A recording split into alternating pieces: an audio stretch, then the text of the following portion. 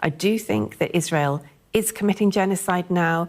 A number of human rights organisations within Israel have said that now. David Grossman, one of their most highly respected authors who I met many, many years ago, an incredibly thoughtful man who does not use phrases like that lightly, has also said in the past day or so that he thinks it's genocide. And I think the UK's decision to make this what will almost automatically become in September recognition of Palestine as a state is an indication that we cannot watch 2.2 million people being willfully starved by Israel, which is very clearly what's happening, and people being targeted and killed, and children being targeted and shot in the testicles, in the head, as they try to get food. It is an abomination, and I really hope that Netanyahu and his fellow members of government one day go to The Hague and are held accountable for the war crimes they have very clearly been committing. And I say that, as you know, Gillian, as someone who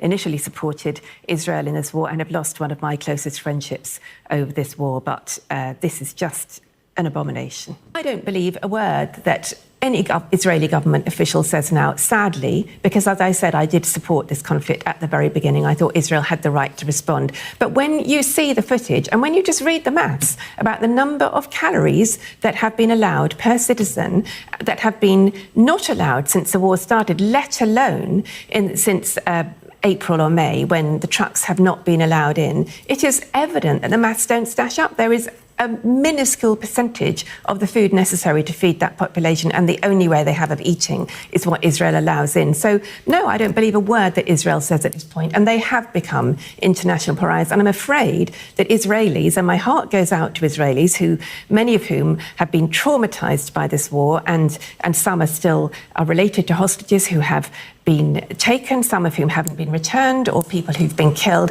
I'm afraid to say that the Israeli citizens will pay the price of this for generations.